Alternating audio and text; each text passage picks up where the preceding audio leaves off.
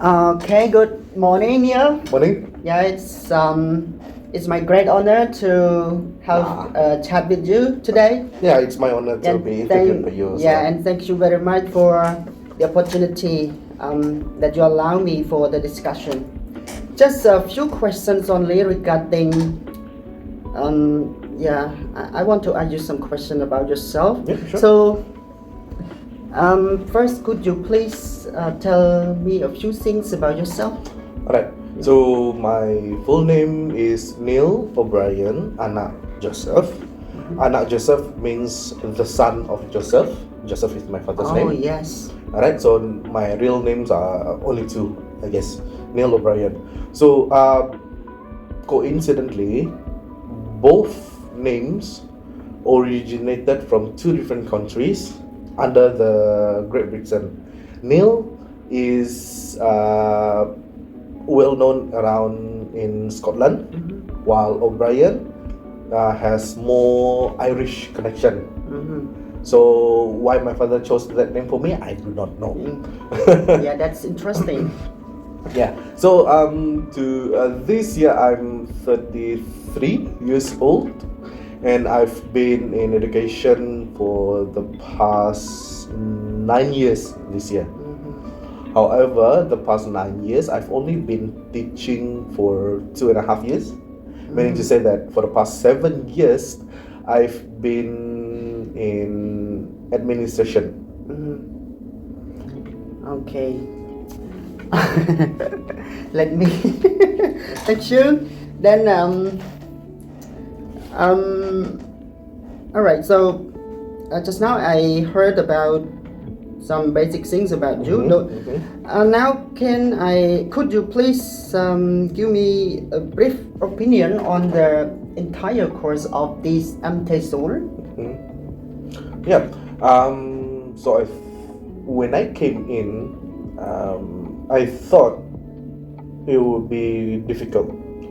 I've already had a preconception that it was going to be difficult, but now when I look back into the past 15 months that the four of us have been in this program, I think that it was a lot tougher than what I imagined when I got in it. So, however, unlike what I had for my degree years, I think it was to build a foundation, and for this master degree, it is actually to build on that foundation. So in a lot of sense, it is connected, but also there's a lot of unlearn, relearn, and unlearn and relearning things from my degree years.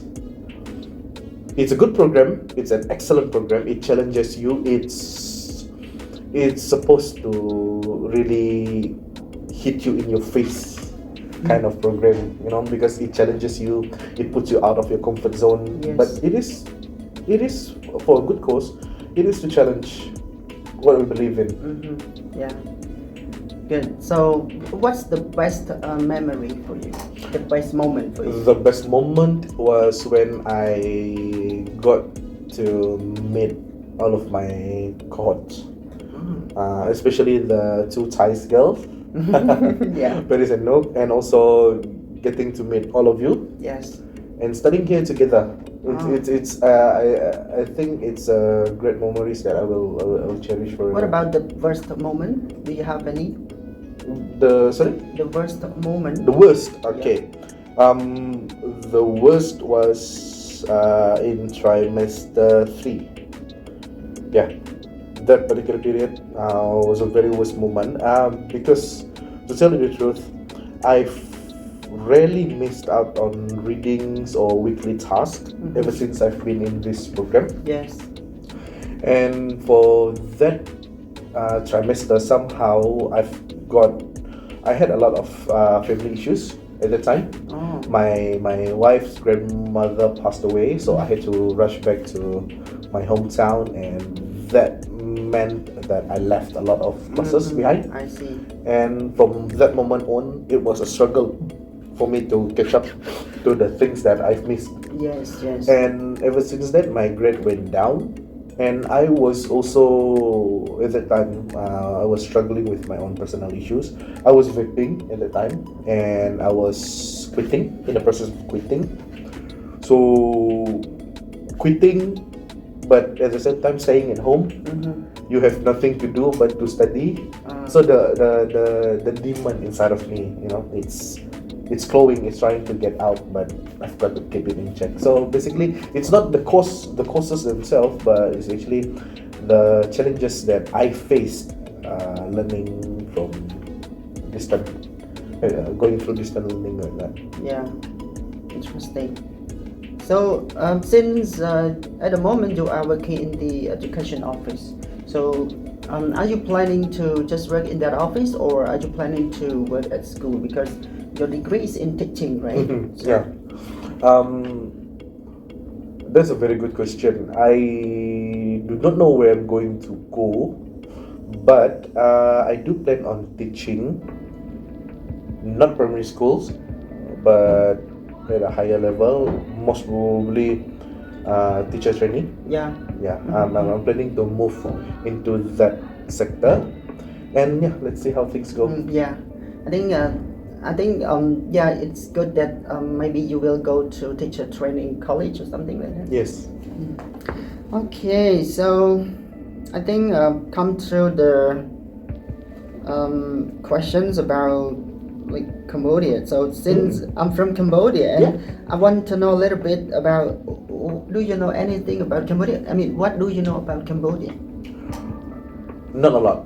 Yeah. I think. Just tell me those two things. Then. Yeah, I think, in my opinion, Cambodia is the least Developed. No, I think you managed to keep the nation low profile if compared to your neighboring countries like Vietnam, Myanmar, right? So they somehow the news that being delivered to my country, Cambodia managed to keep it low profile, and I'm not sure whether it has something to do with the ties between two government. I know my government and your government. I don't know, because it usually dictates that that kind of policy. Yes. It dictates what kind of news being sent out and accepted and received by certain countries. So I'm not sure about that.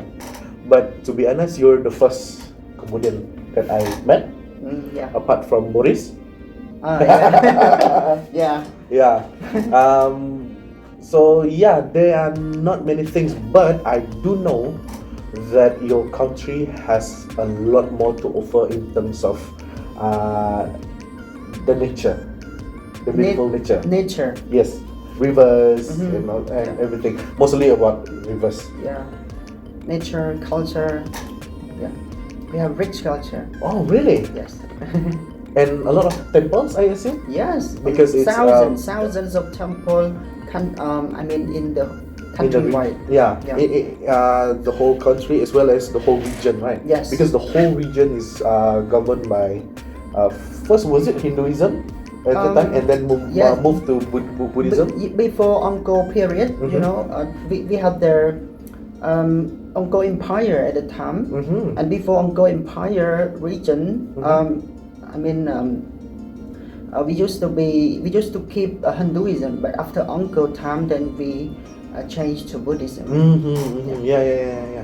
So what I still remember what I learned during my school days. Oh, you learned something about Cambodian history as well. We learned about the regional history. Oh yeah. But not too much into certain countries. Just like me, I learned a lot about ASEAN, and I know a lot about countries in ASEAN, including Malaysia. That's very awesome. So do you have any plan to visit Cambodia in the future?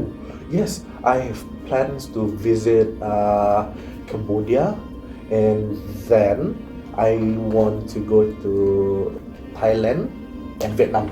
Those three countries. I don't know why. Cambodia, because it's the country of Boris. So I've got to check it out. Vietnam, most probably because of the food, but I'm not sure about Cambodian food though. What's the famous Cambodian food? It's amok. Amok. Amok is our national food. Oh, what is it? Yeah, Actually, it's a kind of fish dish, but Fish, yeah, alright. yeah. But I'm not quite sure because I rarely try the dish. You missed out the Yeah. It's strange, right? That I tell you that almost is the national dish, yeah. but Well, then I have it's common actually because the term national dish, it's a it's something that we use as a symbol. It's more towards the symbolism that represents the cultures, and it is to share that particular symbol with the rest of people. So it's okay, I guess. just like a lot of tourist places that we've never visited before. Yeah. Even though that we keep on telling people, oh, this is famous, but we never actually go there. Since you also have a plan to visit Cambodia, so do you know any famous places in Cambodia that are in your list? No, but I definitely want to see where Boris grew up. Oh, really? I think Yeah. Boris grown up in France. In Europe, right? Yeah, in But France. I think it was her mother. Yeah, his mother, his relatives. Yep. Are Still in Cambodia. Oh, so the main reason that you want to visit Cambodia is because Boris. Oh yes, but because Boris. I love football, and and he comes from a region, an area that I think I can afford to go to, if compared to some other imports in that particular football team. It's cheap, you know. When you go to Cambodia, it's very cheap. Ah. And everything is cheaper, very much cheaper. Oh, that is an interesting thing to consider. So, for me as a Cambodian, and I would recommend if you go there, maybe you spend a few days in Cambodia. Then How many days you think the sweet spot? I think 7 days should be enough. But if you don't have much time, then 3 days should 3 be days. okay. Mm-hmm. I think you must go to Angkor Wat. Angkor Wat, yes. Yeah, it's the most famous tourism site in Cambodia. What about the famous places that local go to? The beach. The beach? Yeah, I guess. Hey, Yeah. I've never heard a lot about the beaches in Cambodia. Yeah, we don't have like very famous beach. That's why. But we have beautiful beaches as well. And we have 4 provinces that are located next to the beach, and one province is called Kampong Saum. Yeah, a few beautiful beaches as well, and it's quite famous, you know, among the local people. But I think it's not famous for Basically, when I travel, I tend to go to I might spend half a day at all of the famous touristy area, but I want to go to where local eats, where local really? go, because to me, like what I said just now, the national dish, where tourists always go, it's more for symbolism, but it doesn't really represent the wholeness of that particular country. The place where local people go to dine in, drink at, that encapsulates the values in that country. That, I mean, at least to me. Yeah, so I think that's what I plan to ask you today, and thank you very much again for the opportunity. No problem. Really appreciate that you are so kind. You are so friendly. I have been your classmate just a few months, right? Few months, but I feel that you are the best classmate. You are the most outstanding student in the class. No, that's why I not want really. to know you more. Like that. Yeah, I'm by far in terms of academic results, I'm not the best. I will never be the best. I know that. But but my approach towards people is that it's good to have more friends. It's good to be friendly in this world. Yeah. Because sometimes you can move alone faster, but most of the time you need to move together with your friends, with your classmates, in order for you to move further. If you go alone, you move faster, but if you move together, you move further. Yeah, I see. So the last word for me is that if one day you visit Cambodia, please don't forget to reach me.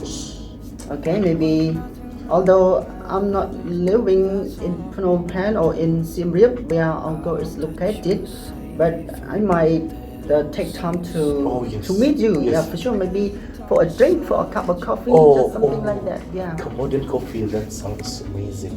Really. Yeah. Alright, hopefully I can cross that off my bucket list. And thank you for the opportunity of, asking questions like this to me. Yeah, it helps me to think as well, and it also broadened my horizon that, there are countries that have more to offer than its surface value. For example, Cambodia. On surface, it's a relaxed country, but when you talk about it, I can see your passion, I can see your love towards your country, and that is something that is very rarely seen Yeah. in people in what we call a global citizen right now. And thank you for the opportunity of having me as well. Yeah. And I hope that once I'm going back on 15, our friendship doesn't stop there. Yes. I hope And so. hopefully it will continue. Maybe we'll see each other in one or two international conferences in the future. Yeah. Hopefully. Alright. Yeah. But thank you very much, Neil. No problem. Yeah. Awesome. Bye. Thank you.